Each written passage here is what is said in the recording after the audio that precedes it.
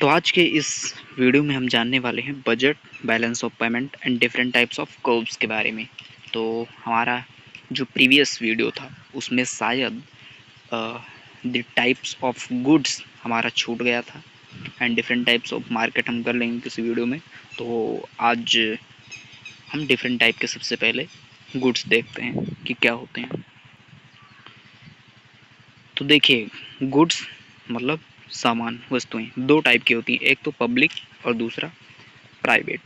तो public good का क्या मतलब है?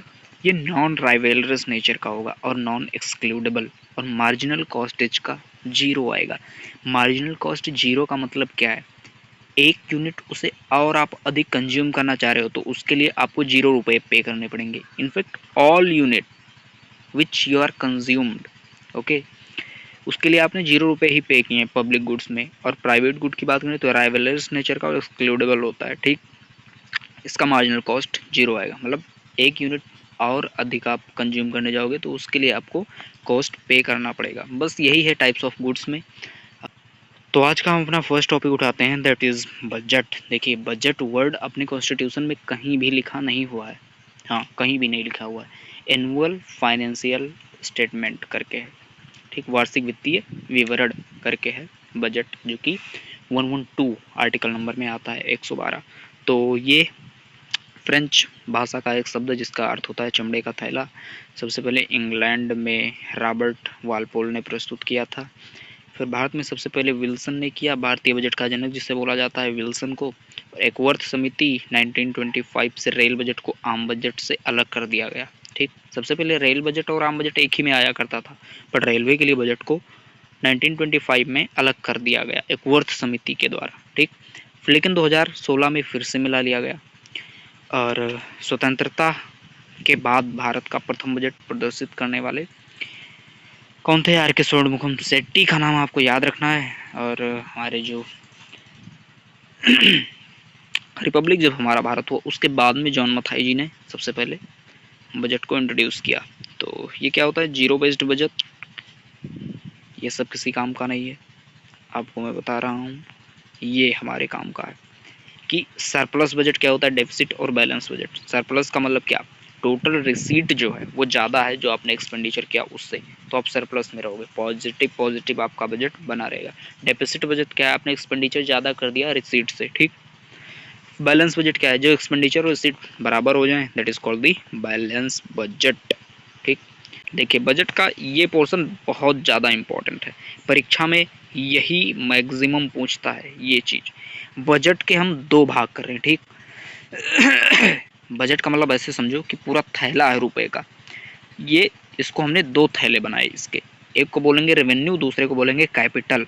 रेवेन्यू में भी दो हैं इसके, एक तो रिसीट और दूसरा एक्सपेंडिचर। एज ए कैपिटल में एक रिसीट, दूसरा एक्सपेंडिचर। डायरेक्ट पूछता है दे करके टॉपिक्स का नाम कि ये किसके अंडर में आएगा, रेवेन्यू रिसीट में आएगा या फिर कैपिटल रिसीट में आएगा, या फिर रेवेन्यू एक्सपेंडिचर में आएगा या फिर कैपिटल एक्सपेंडिचर में आएगा। तो आपको क्या याद रखना है कि रेवेन्यू में ऐसे रुपए रखे जाते हैं जो कि जल्दी जल्दी आते जाते रहते हैं, और कैपिटल में ऐसे रुपए रखते हैं जो कि जल्दी जल्दी नहीं आते जाते रहते हैं।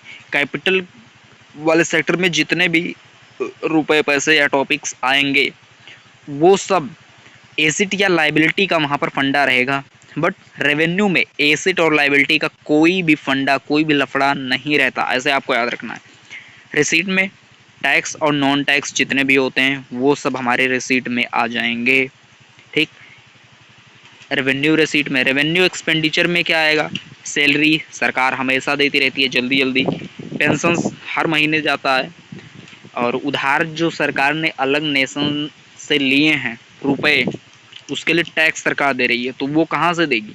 रेवेन्यू एक्सपेंडिचर से, ठीक। तो कैपिटल रिसीट में और क्या आता है? जैसे सरकार ने लोन ले लिया, ठीक। सरकार ने जैसे मान लीजिए किसी चीज़ को प्राइवेट कर दिया, विनिर्माण जिसे बोलते हैं। जैसे सरकार ने मान लिया कि रेलवे है, रेलवे को प्राइवेट कर दिया, तो उससे जो सरकार को रुपए मिलेंगे वो किस में जाएंगे? कैपिटल एक्सपेंडिचर में जाएंगे, ठीक। सरकार अगर मान लिया कि लोन दे रही है किसी देश को, कहाँ से देगी?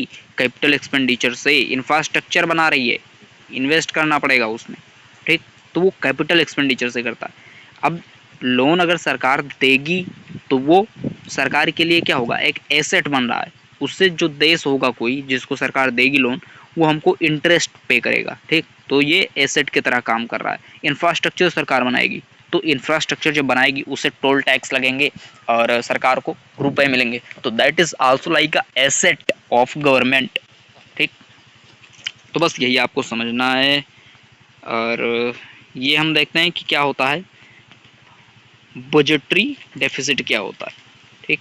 बजटीय घाटा क्या होता है, तो बजटीय डेफिसिट क्या होता है कि total receipt minus total expenditure is called the budgetary deficit. ये क्या होता है, फिजिकल डेफिसिट को आप ऐसे समझना, physical deficit is equal to total receipt minus total expenditure minus जो सरकार ने बोरो किया है रुपया, ठीक। मतलब किसी भी देश से जो लोन लिए हैं उसको भी हमको घटा देना है, तो ये आपका आ जाएगा फिजिकल डेफिसिट, ठीक। प्राइमरी डेफिसिट क्या होता है, फिजिकल डेफिसिट में से हम इंटरेस्ट पेमेंट को घटा देते हैं, that is called the primary deficit. बस 3 आपको याद रखने हैं केवल, ठीक। और ये देख लेना, गिफन गुड क्या होता है, तो गिफन गुड नेसेसिटी को दिखाता है, वेबलन गुड लग्जरी को शो करता है, ठीक है। यहाँ पर गिफन गुड और वेबलन गुड के केस में जो हमारा डिमांड एंड सप्लाई का कर्व है वो फेल कर जाता है, ठीक। ये केवल आपको याद रखना है।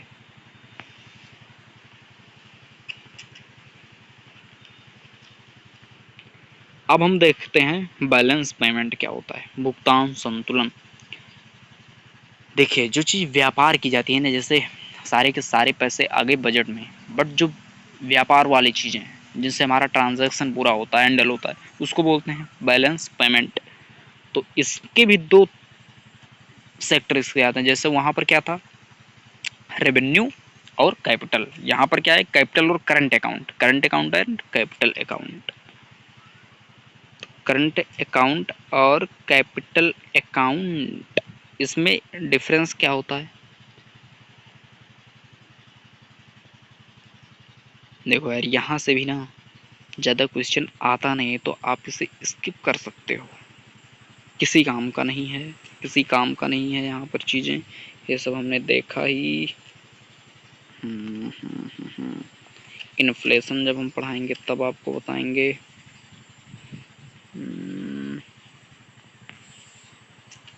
इसको देख लो, ये फिलिप्स कर्व क्या कहता है, फिलिप्स कर्व इंटरेस्ट रेट और अनएम्प्लॉयमेंट रेट के बीच में ये फिलिप्स कर्व दिखाया जाता है, ठीक। ये क्या कहता है कि अगर हमारे कंट्री में इन्फ्लेशन बढ़ रहा है, मार्केट में इन्फ्लेशन बढ़ रहा है, तो अनएम्प्लॉयमेंट रेट कम होगा उससे,